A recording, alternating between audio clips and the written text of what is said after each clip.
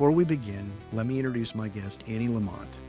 She's the co-founder and managing partner of Oak HCFT, one of the preeminent venture and growth equity firms investing at the intersection of healthcare and financial technology. She's been doing this for over 3 decades. She had early bets on Athena Health, One Medical, Village MD, and Devoted Health. And she's appeared on the Forbes Midas list 7 different times. We're going to cover where American healthcare is headed, what AI actually changes, and whether the capital that's flowed into the sector over the last decade has made things better or worse. Annie Lamont, welcome to the Puck. Happy to be with you. So let's jump right in. You've said AI might finally deliver on technology's long-standing promise to transform healthcare. I mean, that's a pretty bold claim given how many times we've heard that before. What do you think is actually different this time? I think it is fundamentally different because every time we have introduced software into the process of healthcare, it's added burden. I mean, it's been important to organize data and information and drive, a patient experience, but it is added burden for nurses, clinicians in general, doctors. So I think what's exciting is this is the first time in my entire healthcare career that we are taking friction away. We are making the experience of delivering here more pleasant for the clinician, and reducing the amount of time they've got to spend on administrative burden. So I think that it is going to be really powerful. We're already seeing it, and I'm super excited about like that's one of the initial reasons, but there are so many in terms of actually like changing the game and taking cost out in healthcare, which, as you know, is we have not done a very good job of the last 30 years. That's for sure. So you've also, I think, flagged something you call the revenge of the incumbents. Can you walk us through that? I mean, who are the incumbents in this story, and how do they use AI to protect turf rather than improve care? Yeah, well, I think let's go to the number one offender, Epic. I think Epic has done some good work. We were investors. Full disclosure, we were the largest investor in Athena Health many years ago when it was started, and they were more ambulatory, and Epic was obviously sort of ended up owning, and that's only accelerated owning the hospitals, and that is they're literally going to be a complete monopolist. I think in the not too distant future, in terms of every academic medical center, certainly in the country, is like converted or converting to Epic, it seems. And that gives them a lot of power as the incumbent, and they're definitely, investing in AI. But I think the trap is that innovation, 90% of innovation is coming from the outside. And the reality is their ability to slow innovation by saying, hey, no, we're going to have that feature in a year or 2 years or 3 years. It rarely will be as good. It will come much later, but they do have this captive base. And so the question is, does somebody really, need or want that experience now? And what's the friction that Epic can create in terms of integrating into their EHR? And that is not only a psychological as well as physical barrier for new companies that are entering hospitals. So let's circle back. You said that you think AI is going to be different this time, but there are skeptics who basically say, every major technology in healthcare has essentially not come through and has promised cost reduction. I mean, again, why should AI be different this time?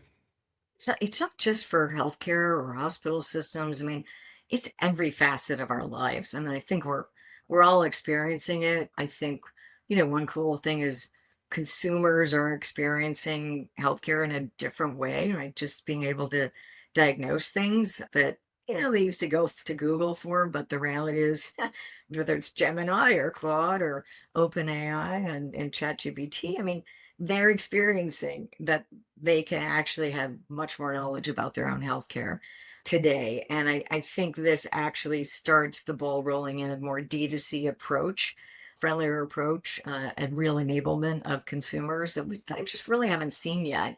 And I just think I mean, we're spending in my own firm an amount of money that I never anticipated to automate all of our internal workflows. I mean, it is, I think that it is undeniable in my point of view. I mean, I lived through the 99 2000 period where there was overinvestment in infrastructure, and it took a while for usage of the on the internet to actually catch up with the broadband infrastructure that was spent and created. And there were a number of broadband companies that went bankrupt then because video didn't come till much later, and so in terms of clogging up the pipes. And now you just look at, the reality is the constraint is data centers. The reality is the demand for AI usage is growing so quickly in every aspect of our lives, every aspect of research and enterprise, that we can't build them fast enough, I'm afraid. So I think this sort of, I think it's a canard, that to say that it's AI hype. I think the reality is this infrastructure is going to be needed, and we are all going to be using it, and so many in every aspect of our life. And that makes sense. And we at the Puck agree, and we're trying to follow where things are going. And it may take a little longer than people think, but I think it's here to stay. So when you look at the healthcare system today, and as an investor who's been in this space for a long time, do you think the space is fundamentally stable or under structural stress that hasn't fully surfaced yet? I mean, I think it's under a ton of structural stress. I think we just have to start with the fact that the only reason we created net new jobs last year was because of healthcare, Right. right? I mean, it's kind of amazing across America. Yet if you think about, 18% of all workers are working in healthcare in America. It is the largest employer other than Walmart in a few towns. It's the largest employer in every state. It's the largest employer in almost every community. So it has a lot of entrenched interests, let's just say, because we are employing so much of the economy in it. And so it's very hard to reform something. Like we should have, I wish AI had come sooner. I wish we'd had more maybe pressure sooner on cost and quality, because now it's just a little bit harder to reform the system because is so much of our economy and our jobs and lives are like dedicated to it. So I think that that's one aspect of it. Just think about the lobbying power in all the states across the country, and in the feds is enormous. So entrenched interests are like difficult to get around. I think the payers are getting absolutely crushed, right? They're the evil ones, being portrayed, and they aren't. But like everybody, I'm not going to demonize providers. I'm not going to demonize payers. I mean, the reality is everybody's doing a job, and there are a lot of good human beings in both of these industries that are trying to do a job. It's just that the payers are now considered the bad guys, and what they've been trying to do is control cost, and but not that effectively. And so as we think about like reformation, I mean, I think we are having structural problems. There are healthcare systems that are doing incredibly well, very, very profitable. There's more profit in provider systems than there is in payer, on the payer side right now. But then you have small hospitals, you have rural, that are struggling and suffering. So it's really a tale of two cities there, like depending on where you are. So how do how do you reconcile that?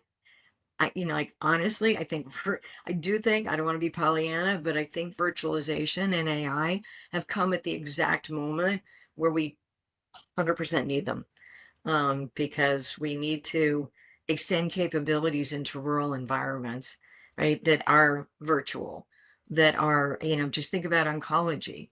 Like if you're within 100 miles of one of the great oncology centers like Memorial Sloan Kettering, MD Anderson, your care is an order of magnitude better than if you are in a rural environment in Tennessee or Arkansas, Mississippi. And we need to change that. And when we change that is having access and information.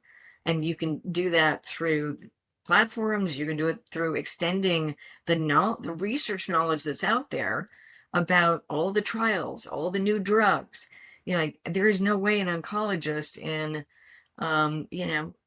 outside of their, or a primary care doc, right, who's treating patients, in a community that's not directly linked to one of these great systems, can know all that information. But now we're going to have that information at people's fingertips, and we're going to create new models, care models, as well as access that won't have to be, having a structure, within 30 minutes of an individual in rural Mississippi. which should obviously be huge. And I want to circle back to something you said about payor and payee for a second, which is, as someone who was very involved in billing and collecting for hospitals as when I was a corporate lawyer, and then now as a restructuring guy when I get called in to fix companies that are struggling, one of the things I don't think everyone knows is what a black box insurance billing and healthcare is, meaning the coding and the thousands of pages back and forth and the games that insurance companies are able to play and the hospitals, and they hold on to your money as long as they can, and then they finally come up with a percentage and they pay it out. Do you think AI may finally kind of put an end to the black box so that billing and collecting really becomes more mechanical and forces real change where, again, to put a pin on it, I mean, I remember when, a tube of Vaseline was $100 in the hospital because that's just how they billed for things. Do you see Right. AI finally, changing this? I think in terms of like claims or real-time payments, I mean, I do think we're heading there. This idea that, pre-auth is done sort of at the end of a process as opposed to, let's focus on the things that are egregious, and let's focus on the actually having the right diagnosis in the first place, which leads to the right care, which leads to the right reimbursement. I mean, those things, if we can get payers and providers more on the same page earlier, are going to reduce a lot of friction and cost in the system. So I am encouraged by that. Again, staying on this theme of kind of the financial part of the industry and AI coming in, but we all know because of, as you said, the big data and otherwise, it's gonna take away time for these data centers to be built, the energy to be there to power them. If Mhm. nothing quickly structurally changes, there's no major policy reform, no breakthrough in payment models. Where do you think the system cracks first, and what's the most likely point of failure? I think it's cracking already in Medicaid. It's absolutely crushing state budgets. The acceleration over the last 2 years has been extraordinary. And obviously, inflation in healthcare has been across the board high. But I would say in Medicaid budgets, the issue is a couple of things. One, the expansion of the definition of autism, and then there are games being played, I would say, in terms of like accelerating. There are some groups that are, sending autism patients to other states where reimbursement's higher. I mean, there are games being played, but I do think the expansion of the definition, the number of people that may or may not really, should or shouldn't be on it, that's probably a third of the increase of the Wow. budgets in Medicaid. It's big. Drugs, 30 to 40% increase in expenses, and some of that, depending on states, will be GLP-1s. So, as we bring down the cost of that, that will be better. I am hopeful. I mean, actually, my own PCP said they were just at Disney World last week, and she's like, "Wow, noticeably thinner people at Disney World this year versus 3 years ago." I was like, "Well, that's encouraging because hopefully that leads to a healthier population. That's the goal, right?" So maybe, like maybe we're spending money to save money. And we've said that a million times in healthcare and haven't proven that. And I sure hope that's true. But that's only part of it. I mean, I think the marketing, we had a spike in Connecticut after the Super Bowl, all the branded drugs that were marketing. And man, in Medicaid, the next day, literally a massive spike in prescriptions as they were requesting, all these different kinds of prescriptions, and, and brandeds, and they have to have, and, we have like, you're more likely to get a branded drug sometimes in Medicaid than you are in your commercial plan. So like focusing on generics and what the lowest cost drugs are that have the same effect. These are things we're, like I think the country's still working on in terms of like, if we're going to provide care, let's figure out how to provide it at the cheapest cost, with the best outcomes. Specialty drugs, what a great innovation. I mean, so many things are amazingly powerful. I think if, if any innovation has really made an impact in the last 15 years, it's drugs, right? I mean, starting with oncology, like there are a number of amazing drugs that have been hugely helpful, even in the, orphan drug population. I mean, game changing, wildly expensive. As a country, we've made that choice. And, on specialty drugs, maybe a fraction of drugs prescribed, but they are a vast majority of the spend right now. And I can't give you an answer to that. Like, how do we solve that problem? We don't want to discourage innovation. Right. Yet, we say we can't afford it, but, and other countries deal with it differently. They say, no, we're not going to cover it, and Americans are not going to accept that. And I don't know if they should, but, like there's a cost to that. Yeah, no, for sure. And look, at some point with the $39 trillion deficit, we're gonna have to address it. And whether or not it's more and more inflation or making tough choices, which Congress has just not been willing to do. Not willing to do. And I think whether it's education or healthcare, thinking reform and making massive reform, it's really hard. Um, and unfortunately, we just spend more money doing it as opposed to thinking about how to do it more cheaply, inexpensively. And I think we're just not incented to do that right now, structurally. So speaking of incentives, let's talk about the engine underneath all this. Is the core problem in American healthcare fundamentally a misaligned incentives problem? And if so, where does that misalignment run deepest? If you think about the vast majority of spend, I mean, again, people like payers sit on top of the infrastructure. The max they can get in most cases like 15%. So say they add 15% to the overall cost. The rest is in providing care and devices and drugs, right? It's like that kind of simple. So if most of the cost is in providers, now drugs have gone from 10 to 20% of spend in the last decade. It's been, like that is probably much of the inflation. But on the provider side, we pay people to do things, right? We pay fee for service drives the system 100%. And we keep, talking about value-based care, but there's very, very little of it. And as long as you're paying people to do things and not for outcomes, we don't measure outcomes at all. We say there's like on a hospital website or you're supposed to report, but nobody knows what the outcomes of their own providers are. It's 90% like word of mouth. And until we're paying for outcomes, like we're going to get the same thing. And until people are encouraged to, sort of be more efficient, it is my hope that we enable people to serve at the top of their license with AI, and that you just naturally, like we've invested in a NP, nurse practitioner provider network that we're going to be expanding across the US, and they can do so much. And primary care is so challenged that if you can just do that, like have NPs more accessible, more available, and empower them with AI and provide more information to them so they could do so much more, and leverage them and leverage primary care docs, to do more better, then that should, instead of paying people more, I mean, the reality is hopefully they can do a lot more with what they have.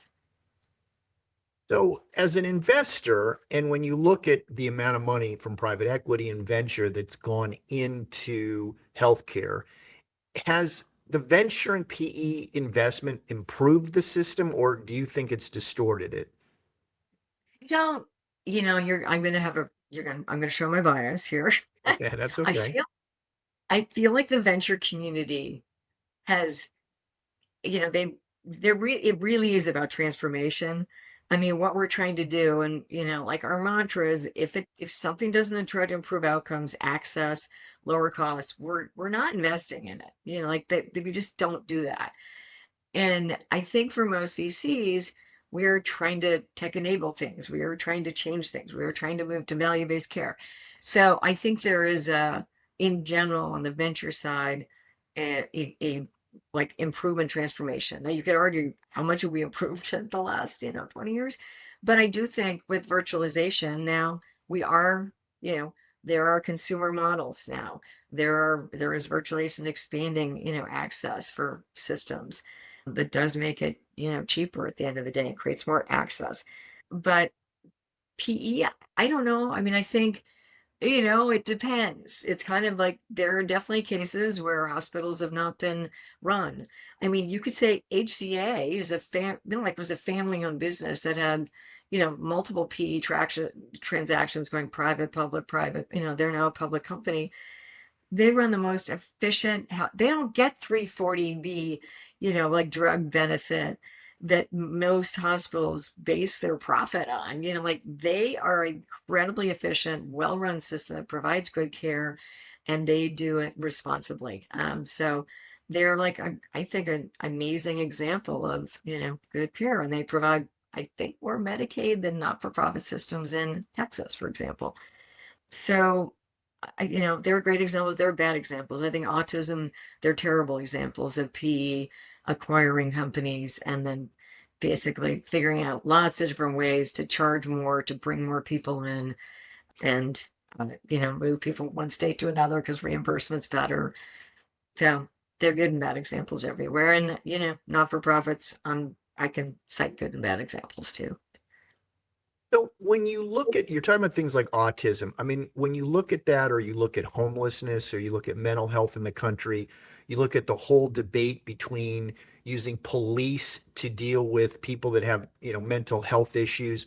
I mean, from a societal perspective, in terms of the care that's required to take care of these people, I mean, is the system got any strategy to deal with this onslaught of people that really have these, you know, illnesses that require actual, either, confinement, or a hospital to go to, or a nursing home to go to? I mean, there really needs to be hands-on care for these people. Is the system even beginning to deal with that? I think there are a number of models for hands-on care. There's certainly more money than that forever. I mean, if you're talking about an improvement, I mean, maybe there is more mental health and substance abuse than there's ever been. But if you went back 30 and 40 years and how we dealt with these people, that was a lot worse than it is now. I mean, the institutionalization, the isolation, the lack of care was terrible. So I do think we've got lots of different models. We have some more virtual models, even for some seriously ill that are supportive. There's inpatient psych care all over this country that's been invested in, and some really good programs developed. So while it seems bleak, I actually think there's a lot. I mean, in the last, 10 years, 5 years, I mean, obviously COVID made us more, I think, more aware and able to talk to, and certainly the younger, like 20-year-olds talk why quite openly about seeing therapists and what their issues are, and their friend who was suicidal, and that just didn't happen in an older generation. So I think we're making huge progress, actually, in terms of expanding models and increasing investment in mental health. And I will give a shout out. Dan Brillman is now running Medicaid, and he ran a company, Unite Us, that combined looking at all these. It was all about social determinants of health. So I do think the administration understands the importance of homelessness, mental health, food. I don't want to say food insecurity, because like the people that have food insecurity don't call it that. Then it's called like starvation and lack of food. But all of those things together impact, individuals' health care and health. So it is something that I do think systemically we're going to be looking at more and more as a society. And, but with an aging population, and with people, for instance, whether or not it's dementia or other, Alzheimer's, in terms of just the sheer number of people that need elder care, so to speak, it's not covered by insurance. And from a strategy perspective, from an investor perspective, do you see people thinking about how we're going to actually take care of these people that really do need personal care? Again, I don't want to go back to technology, because we're going to need humans. Like the Right, reality is, one of the reasons we hired more people in healthcare than any other right. industry last year was we need humans. And a lot of these people are caregivers, and a lot of those people are immigrants. So we should remember that. Yeah.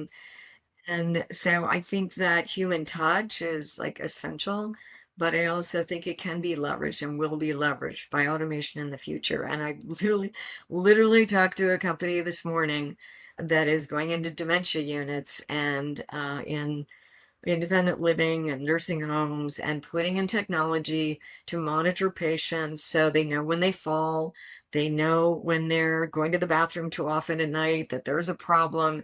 And having had both of my parents in dementia units and assisted living, we had to get 24/7 care sitting with them because there's no way somebody can really monitor in one of those facilities that, care. And so I do think with the leverage of technology, monitoring patients, then people know when somebody needs help, as opposed to, we're unintelligently having people monitor every 3 hours. We're going to stop by that room.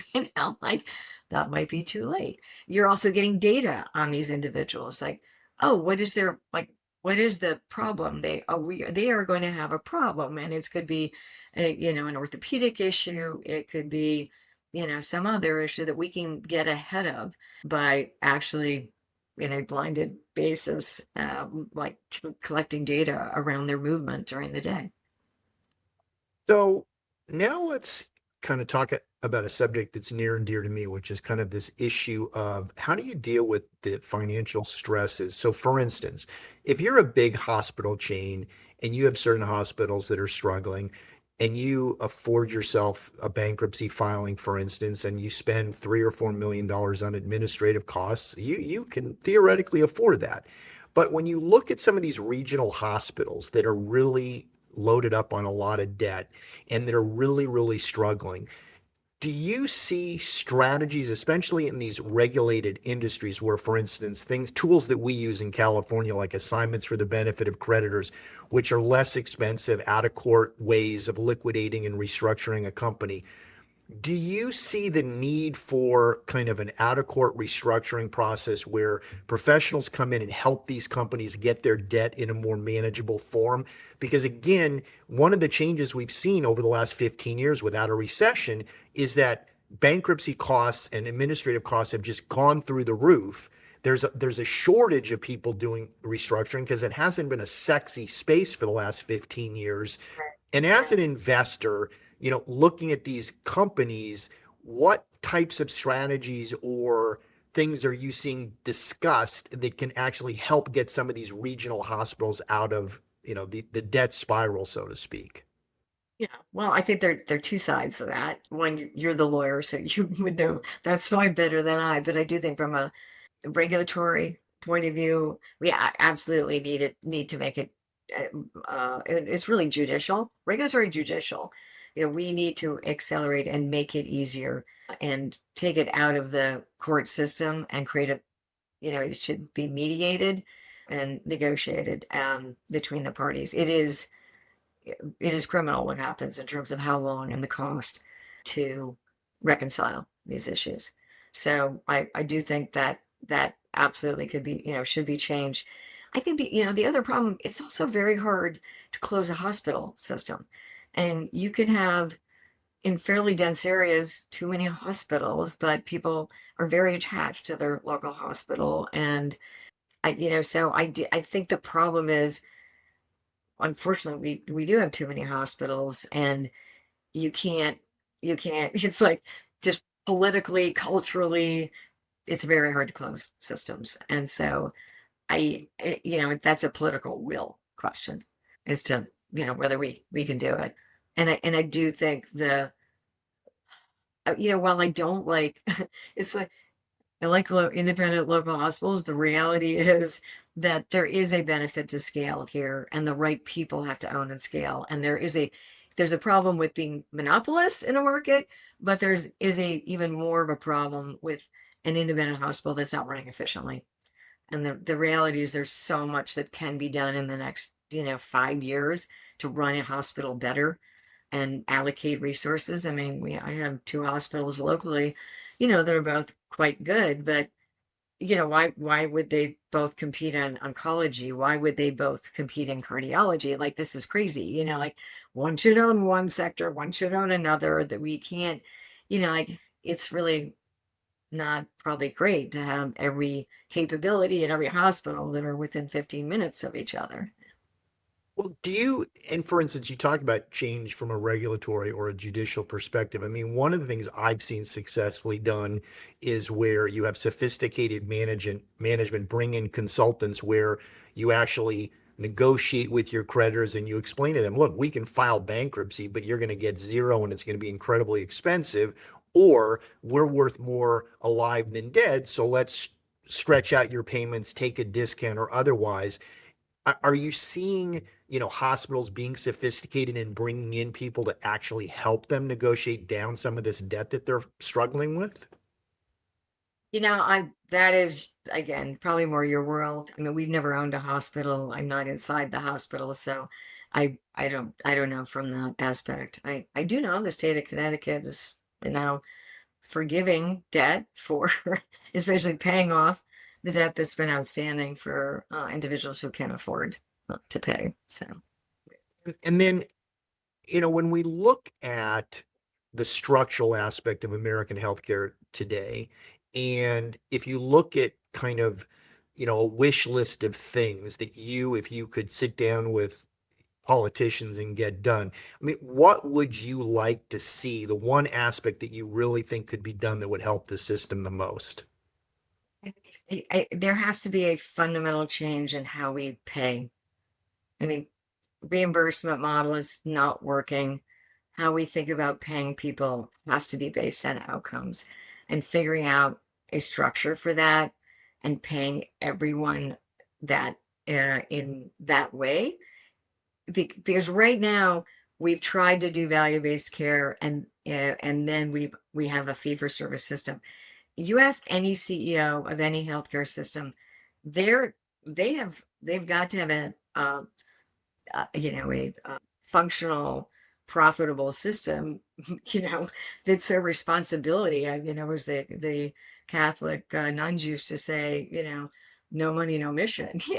So that's just the way it is. So I think the reality is if you moved everything to functioning in a different way and it was all based on outcomes, then people would behave differently and they get paid for that. And I think right now, you when people are paid to do things, and that's just a reality, and they're not bad people. It's just like the more procedures you can drive, the more profitable everybody is. So I do think we need to think about that. And then drugs is so complicated that I think the problem is I would take layers out of the drug system. I'd make it far more transparent. I think the reality is we've got between the pharmaceutical firm and the individual that's getting the drug, you've got 4 or 5 layers of people that are taking cuts along the way, and just figuring out a way to streamline that. From an insurance perspective, I mean, you've got insurance companies, you've got the government involved. You've seen people talk about single pay systems. How do you actually structure it where the payment system becomes consistent? I mean, what are the alternatives that actually get you there? Well, I think, and we again don't. I mean, you gave me. I'm giving you the dream scenario, but from the government's perspective, we don't have the political will to mandate, right, to fundamentally change how we pay. CMMI has done some nice things in creating models. I think it is actually going to bubble up, and I think it's beginning on the employer side, in that what we're seeing in commercial is paying for the alternative plans that are lowering costs. And they do that in different ways, but some call it narrow network. But there are many different ways to do it. Think about episodes of care. So a number of these firms that have a version of this and these alternative health plans. And United has Surest, and there's a company called Garner in New York that's working on this, and Oxbridge and a number of other companies. But what they do is, as an employee, if you opt in for one of these plans, you have an issue. You're going to be sent to a doctor and a network where they've already negotiated a rate. They know that this doctor has good outcomes and what it's going to cost. And so they've got a specific rate for whatever issue you have. or whatever procedure you're going to have. And I'll give you an example. I mean, Hospital for Special Surgery, HSS, like unit cost high, but outcomes fantastic, readmissions low. And so, therefore, and they're least likely to say you need back surgery or surgery at all. So, actually having them in your network can lower your costs. So, they're actually in, and they're going to be in some of these narrow networks because they're so good. And the only problem there is, and they're trying to expand their capabilities and their approaches, and broadly. But the reality is, if you can do that, that's lower. That's like, okay, you may be paying a surgeon more, but the outcomes are better at the end of the day because they've done all the right thing. They've said, no, you should go to PT or a physio. Like 70% of back surgeries don't work, right? They have fewer readmissions and they do it right the first time. So, I mean, I think, and they're, like other hospitals that do that. So, but it is thinking about like where are the best outcomes and ultimately where's the lowest cost because of outcomes and how people behave in terms of it, whether they're recommending surgery or not, or recommending, something that's lower cost and just as effective. Well, and when you look at kind of all the discussions about rationing healthcare or incentives, I mean, one of the things that I've always noticed is whether or not it's car insurance or life insurance, they're actuarially based. I mean, there are there are if you have DUIs, you're going to pay more for car insurance. If you're a smoker, you're going to pay more for life insurance. How does this system work if we don't build those kind of incentives and actuarial models into healthcare? I would like to incent people on the wellness side. That is just been proven to be extremely fraught, right? In terms of people's abilities to, knowledge of how to exercise, healthy eating, all of those things. What is it, like genetics? Are we going to profile people for their genetic lottery? Like I think, you and I are probably given like good, healthy genetics, and not everybody's given that. So how do you punish somebody for that? Like, so I think it's very hard in healthcare to incent people. I do think, look, employers incent people, like they do penalize people for smoking. Like that has been allowed. Weight has not been allowed. You incent people to go on GLP-1s if they've had a weight issue. I mean, the reality is it's working. So maybe you haven't had to incent people. They're taking it. 25% of people that are eligible in terms of the categories of obesity, diabetes, et cetera, for GLP-1 are taking them right now. So we are, we're making progress, I think, on that front.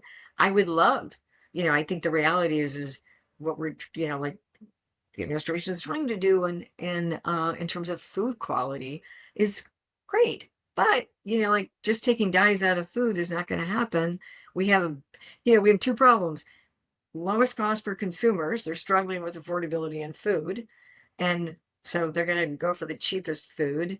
And the other problem is big business, right? I mean, no, when Trump's not going after big business that's producing a lot of processed food, it's just not happening. Right. So, so you have the worried well and those that can afford it, eating well, exercising well. Yeah. And how do we expand that? Like that would be a huge goal. How do we keep the population well? We'd save so much money doing that. And I don't know. I hope GLP-1s is a magic bullet. Well, and based on what you're saying in terms of Disneyland, it definitely seems like, I mean, people don't advertise it. They just, a lot of people are using it silently and stuff, so it's hard to get the statistics, but it does seem like a lot of people are taking advantage of it. Yeah, 100%. It's effective. Yeah. I guess one thing I'd like to talk about is the FDA. Now, we don't invest directly in products, but we invest in all the services. We just invested in chai and drug design, AI and drug design, which I think is incredibly exciting and transformative. But I do think that we are in a deep crisis at this moment in this country that people don't even know yet, because we need to be thinking differently about what we're doing in drug development. That has been one of our most innovative industries. We have owned the biotech, life science, pharmaceutical industry. Drug development in this country has been the last 20 years a huge economic issue and a benefit, to our population, even though expensive. And right now, the 60% of all R&D dollars from major pharma are going to China. They can do it more cheaply. Principally, they can do it more cheaply. And they're investing a lot of money in that. They've obviously got cheap bodies. They're investing a lot in technology. The regulatory process, you can get into clinic a lot faster. And I do think the administration is aware, but it literally should be, like a 911. We have got to figure out how to get clinicals to go faster, how to get preclinical processes to be faster, to invest in drug, design development in this country. Otherwise, we are going to lose our industry, and it is, I would say, the one industry that we have, one of the few industries we have had a major advantage of, and have lost that, or losing that. Which is interesting because I had not heard that. So, in other words, even with the AI and ability, like what happened with warp speed and new vaccines and so forth, you're seeing a lot. I mean, again, we were leading the world, right, in drug development, and people come here for treatments. I have read about how people have gone to China, that there are these places where people can go and get special treatment in China now. That's something I had not heard about. But the 911 is what's actually happening. I mean, is what's changed that's made this shift? I think what changed is they've invested in R&D there. They've invested in like services. They've opened up the clinical process. They've refined it. So I think it is, we may still get the benefit of those drugs, but as an industry and an innovator, we're losing, we're beginning to lose. And I would say, so many of our major pharma companies are, spending much more preclinical time and dollars in China. And so that's just something, it's hard. We're not going to have the cheap bodies, but we do need to figure out how to do preclinicals, how to foster and accelerate our clinical processes here in the US. And that's something that the FDA does have a lot of influence on. And obviously NIH dollars, if we focus on research, I mean, we need to figure out how to accelerate research and innovation here, and just do it in a more cost-effective way. And I do think there's some great companies like Chai out there that are going to be transformative. It's just we need a sort of industrial focus and effort on that. It's interesting, you're now making me think about this. As a restructuring firm, we do a lot of work in biotech, and I've noticed, for instance, again, because a lot of the government reimbursement and just the venture capital, what I would call liquidity issues, there's no question that we have seen some, 100, 200, $300 million of equity being washed out in some of these biotech firms in San Diego and Orange County, for instance, because the funding has just, in a sense, in the last year, dried up. And there, it seems to me there's two aspects of it. There's the government cutbacks, but there also is a unwillingness on the venture capital and private equity world to continue to invest. I've really seen a pullback, and we've been, like I said, we've been much busier in the healthcare biotech space than we were a year ago. Is that, I mean, again, is all these factors coming together at once? I think all these factors are coming together at once. And I think there was obviously, this is, there's been a cycle for 30 years. There's sort of a mania. And when markets are up, these biotech companies get funded, and, probably half of them shouldn't have gotten funded. So, and it's also a risky proposition, right? I mean, this is we did drug discovery and products, and we founded Genzyme and Cephalon and Alkermes and Alexion and all of those companies. But the reality is just it's binary, right? And so it's like the drug works or the drug doesn't work. And so it's a risky proposition. And money, I mean, from some of the same firms that are investing in these are also being invested in China.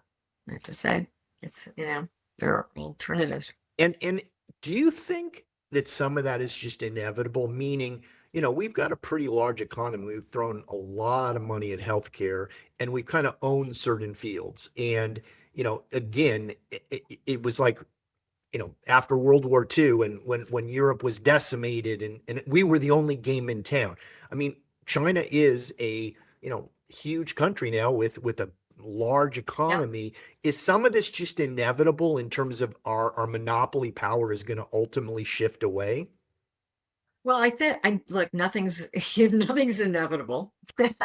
You know, I mean, I think through innovation, I mean, the reality is, I think it's just, it's interesting. You look at like our GDP and where it's been, and everybody was assumed as a percent of the, world population. I mean, we're like almost better than ever. So I would say we're doing okay in terms of innovation in general in America and holding our own there. But it's not inevitable in terms of FDA what the things that we can do that we're not doing and need to do is really rethinking the whole FDA process, the whole approval process.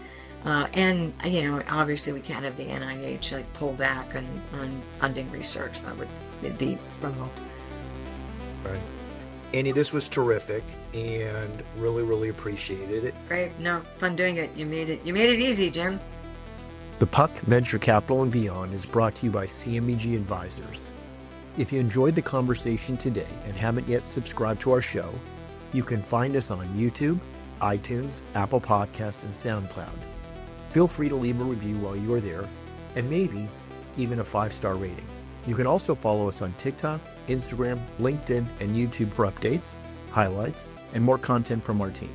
Thanks for listening. We'll be back soon with a new episode.